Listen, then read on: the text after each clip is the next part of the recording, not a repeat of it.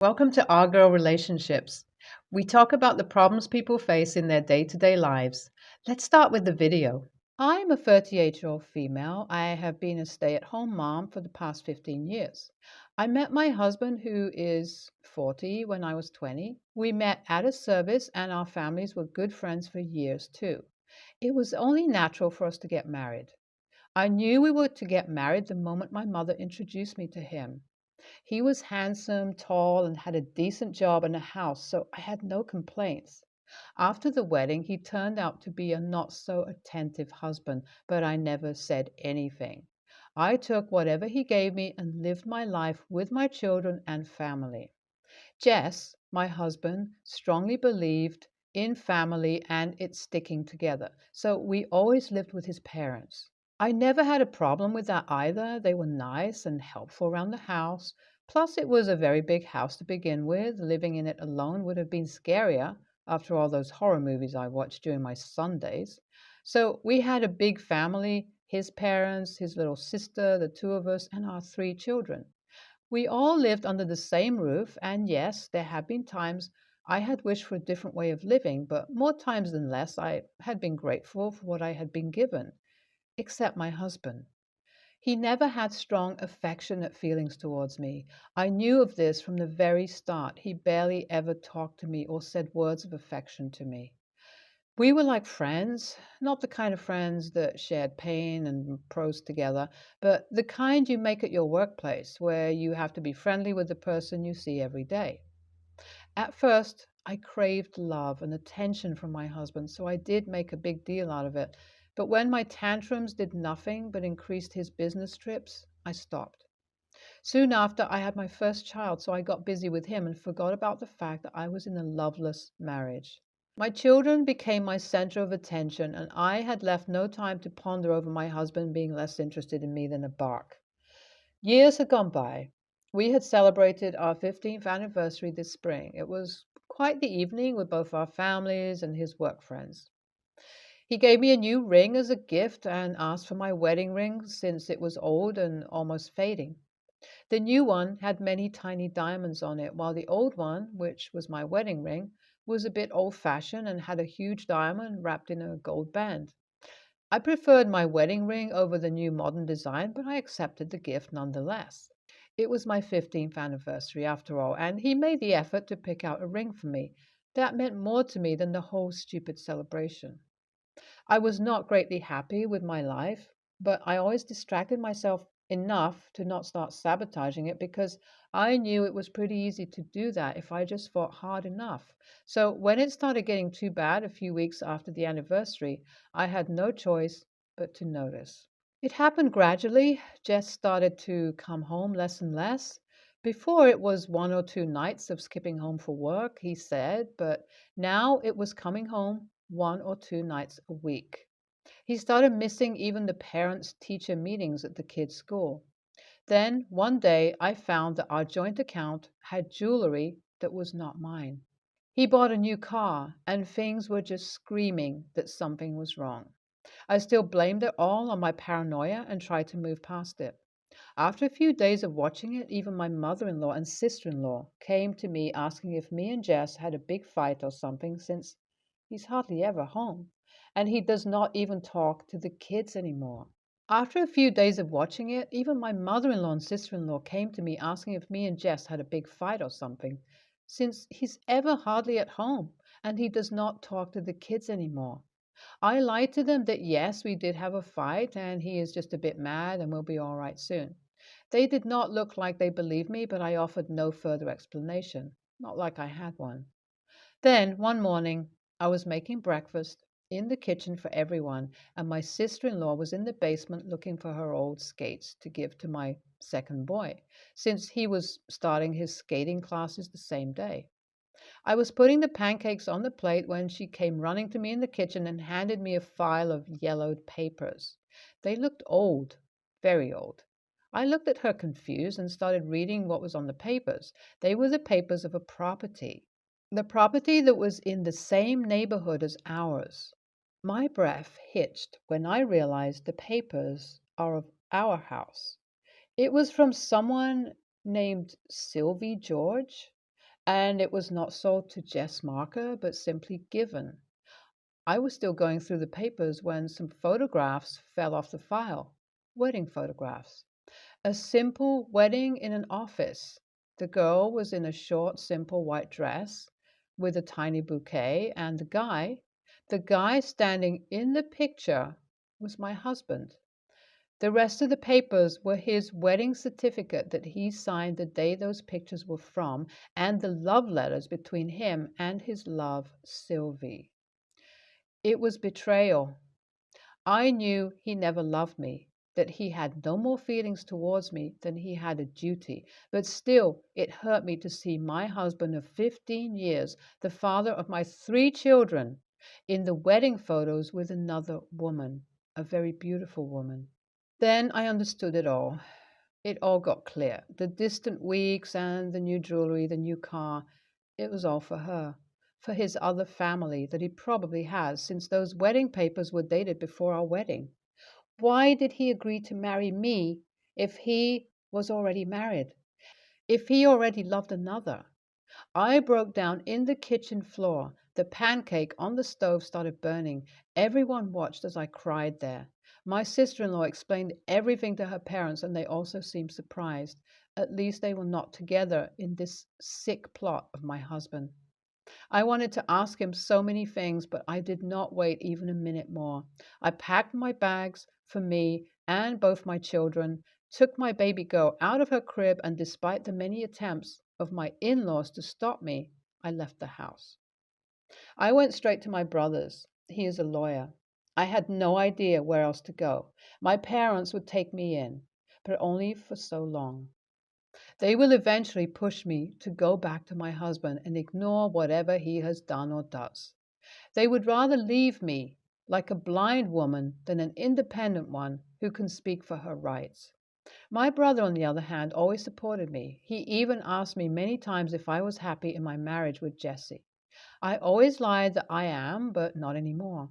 I told him everything, showed him the papers I brought with me. He tells me that I can sue Jesse for fraud, as my marriage with him will hardly be legal if he already had a wife at the time of the wedding.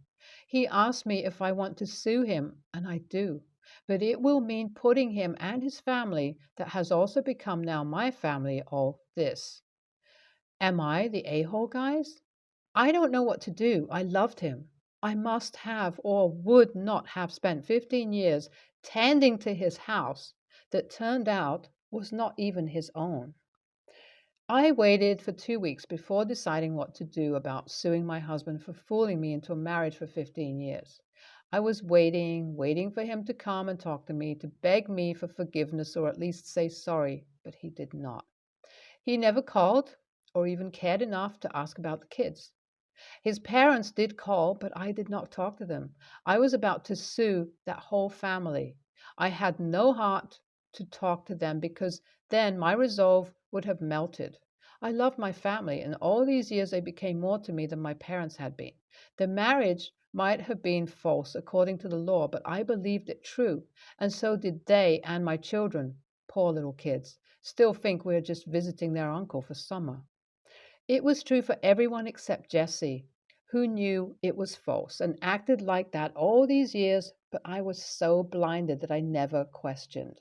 So now, when he made no attempts to reach out to me or the kids, I decided I am going to ask for justice for all the time I spent in falsehood.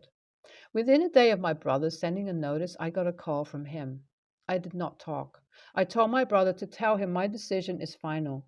My brother told me that he just needed to talk to me, that he had not been home in weeks and had no idea what went down. He was coming to meet me, and after meeting him, I can decide whatever I want and sue him for everything she thought he did wrong. I waited and waited. It was 2 days later that he showed up. He went to meet the kids first, hugged and kissed each one like he really loved them. Maybe he did. Those were his kids, no doubt. After making sure the kids were good and well fed, he came to me, and for the first time in months, he hugged me. I started crying as soon as he put his arms around me and started asking him why did he do this to me, that he did not love me. He could have told me, but lying to me for so many years was just cruel. He hushed me with such tenderness and told me that our marriage was not false and it was real, and so are our kids. I looked at him, expecting more, and yes, there was more. Sylvie George was the only daughter of rich businessman. He met her during his college, and it was love at first sight. She also felt the same, and they had no reason to not get married. He admitted that it was a bit foolish and reckless. Her parents did not approve of it because he did not even have a house, and then Sylvie bought the house we lived in and transferred it to Jess's name. Her parents never approved, but they were in love, and Sylvie was pregnant within months into their relationship, so they impulsively got married. He loved her and he wanted to live with her in this house she bought and gave it to him as a wedding gift. But Sylvie could not make it through the birth. She gave birth to their daughter, but herself could not survive. He was broken without her. He never wanted to marry, but his responsibilities towards his family made him. His daughter lived with Sylvie's parents, and they wished he moved on with his life and never told anyone about it if he wanted to stay in his daughter's life. So he never said anything. And this last week was her daughter's wedding, and he wanted to give that ring that he married me with to her and Sylvie's daughter. The ring was originally Sylvie's. He offered to introduce me to his daughter if I still had doubts. He apologized for everything and accepted he could never love me the way he loved her, but he could never ask for a better wife after Sylvie, and he never would have lied to me about something so important like our marriage.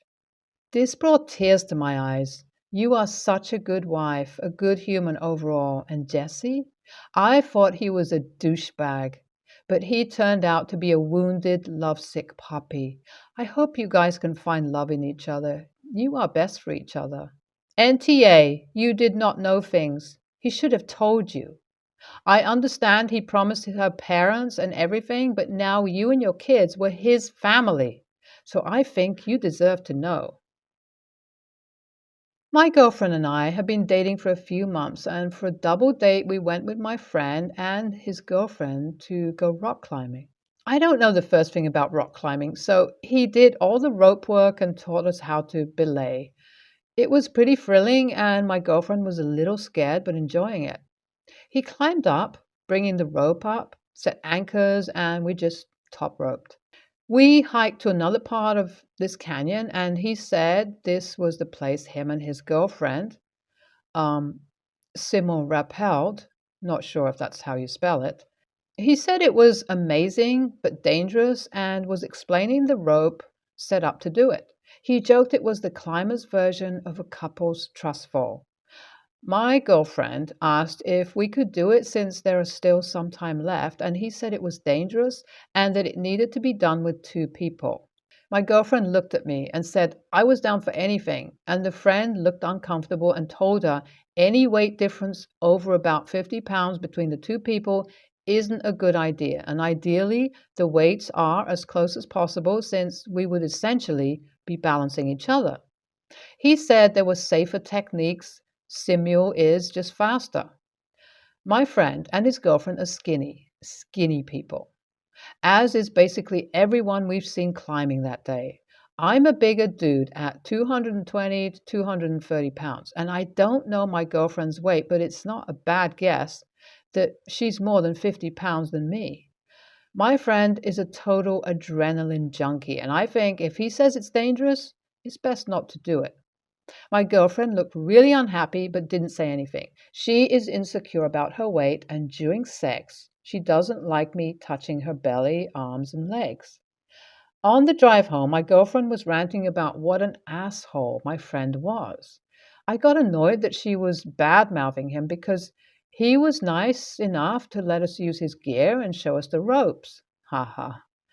I told her he is the expert, and she complained he was just eyeballing her weight, and I asked if she would be okay with standing on scales and me to confirm we were less than 50 pounds difference. She got really mad and said it doesn't matter if there was a 50-pound difference. He was judging her for her weight, and I didn't come to her defense. I was pretty annoyed and told her I wasn't coming for my friend who was only looking out for our safety. She called it fat shaming, and I guess it was to an extent, but he's also not wrong. NTA, I am the first person to call out fat shaming. This was not fat shaming at all. Your friend was the person familiar with the equipment and was responsible for pointing out both the logistics and safety of this activity. This is an activity that requires two people within 50 pounds of each other. Two people of your weight, weren't present. The fact that she happened to be the heaviest person there caused her to feel shame, but the source of that shame is society, not your friend. She just felt attacked because she is so insecure. If you have no self esteem, you think everything is a dig at your weakness. Every look is at you because XX. Every laugh is about you, and every comment is just about you. Either she must work on her insecurity with therapy or work on her weight, if it is possible. No weight gain because of illness or medication. Attacking the friend because she is insecure and take comments wrong is just her problem. NTA. Trisha and I, both female, 32, met in college and quickly became best friends. However, after graduation, we slowly drifted away. I haven't seen her in 5 years. We talk every month. She was going to be in my city for a few days and offered to meet up. I was thrilled, and when she asked if she could sleep at my house, I agreed. Tricia knows that I always dreamt of becoming a writer, and she knew that is how I earn my living. I've self-published several romance novels under a pen name and have been making money that way, but a while ago, I scored a contract with a big publisher. And while not crazy successful, my book was still successful enough that they were happy to publish my second book, which I am currently working on. Again, all this was published under a pen name, so Tricia didn't know what books I published. My current work in progress has a lot of occult stuff in it, and I've done a lot of research and have binders with notes spread around my house whenever I'm working. But before Tricia's visit, I put them away neatly in my office.